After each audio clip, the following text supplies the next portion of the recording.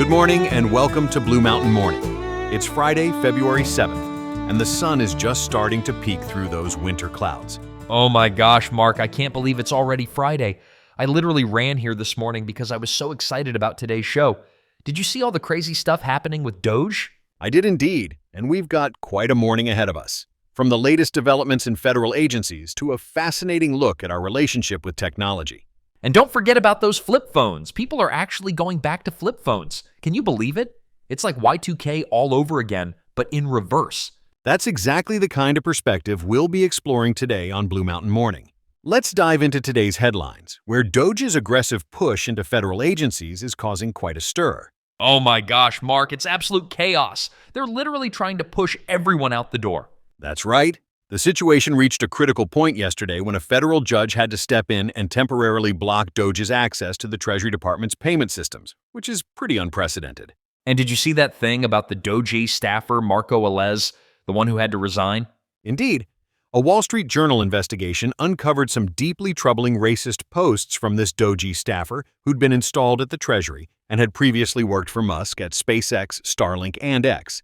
He resigned almost immediately after the story broke yesterday. But here's what's keeping me up at night. What happens to all these federal workers? They're basically being told to take this weird buyout or else, right?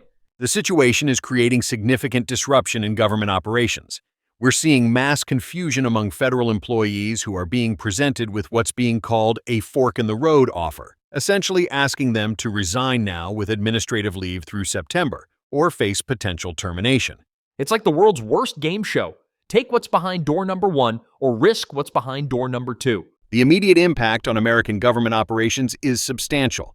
We're seeing delays in essential services, uncertainty in federal programs, and a growing concern about the stability of our government institutions. On the other hand, Trump and Musk supporters claim that most federal agencies are rife with fraud, unnecessary bureaucracy, and not staffed with enough loyalists to execute the Trump administration's vision. And all this is happening while Doge keeps trying to push more people into key positions.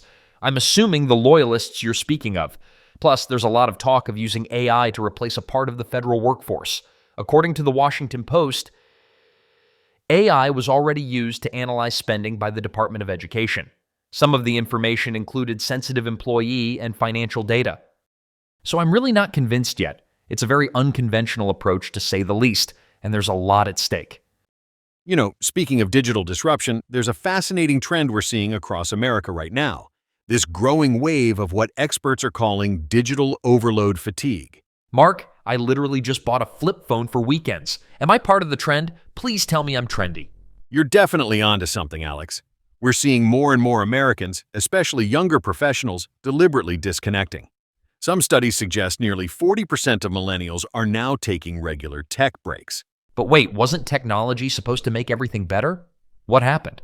Why are we all suddenly wanting to go back to the Stone Age? Well, after years of Zoom meetings, endless notifications, and what feels like living our entire lives through screens, people are hitting a wall.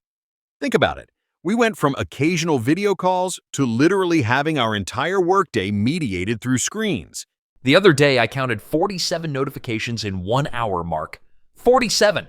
I nearly threw my phone into a lake. That's exactly the kind of reaction that's driving this trend. Companies are reporting that employees who take regular digital breaks are actually showing improved productivity and creativity. But doesn't unplugging mess with work stuff? Like, what if my boss needs me? That's the interesting part. Organizations are starting to recognize that constant connectivity isn't always beneficial. Some companies are even implementing no-meeting Wednesdays or tech-free lunches. Ooh, I heard about this tech CEO who gives their employees old Nokia phones for their offline days, like the ones you can play Snake on. Yes, and it's not just about work. Mental health professionals are increasingly concerned about the link between constant digital connection and anxiety, depression, and burnout. You know, I hate to admit it, but since I got that weekend flip phone, I've actually been sleeping better. And I actually talk to my neighbor, like with my face. That's a perfect example of what researchers are calling authentic connections. They're finding that when people step back from digital interactions, they often form deeper, more meaningful relationships in the real world. It's kind of scary though, right? Like, we've built this whole world around being constantly connected, and now we're all trying to figure out how to disconnect. It really speaks to a fundamental human need for balance. Technology is incredible, but we're learning that we need to be more intentional about how we use it. For anyone listening who's feeling overwhelmed by their digital life, there's one simple practice I've found incredibly helpful. It's called the sunset shutdown. Ooh, that sounds mysterious. Is this like when I hide my phone in the freezer? Ha, not quite that extreme.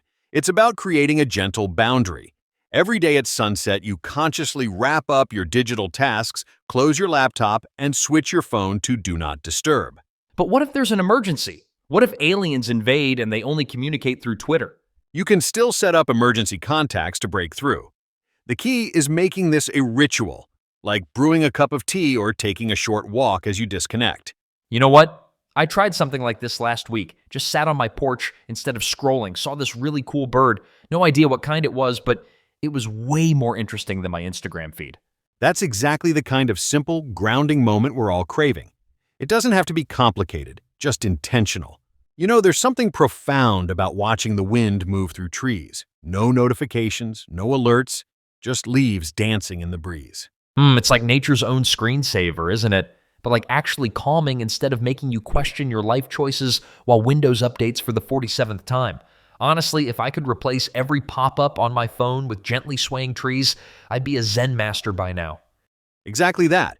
In our rush to stay connected to everyone, everywhere, all the time, we sometimes forget to stay connected to ourselves. It's funny how being less connected can actually make you feel more connected. That's the beautiful paradox of it all. In the quiet spaces between notifications, that's where we often find our clearest thoughts, our deepest peace. And maybe that's really what we're all searching for. Not more information, but more understanding. Not more connections, but deeper ones. So today, find your moment of quiet. It's waiting there, just behind the screen. Well, friends, that's our morning journey together for today. Thanks for sharing these peaceful moments with us. If you enjoy our little podcast, make sure to share it with friends and family so that they can enjoy it too. Until Monday, remember to take those little breaks from the digital world. Your mind will thank you for it. Stay grounded, everyone.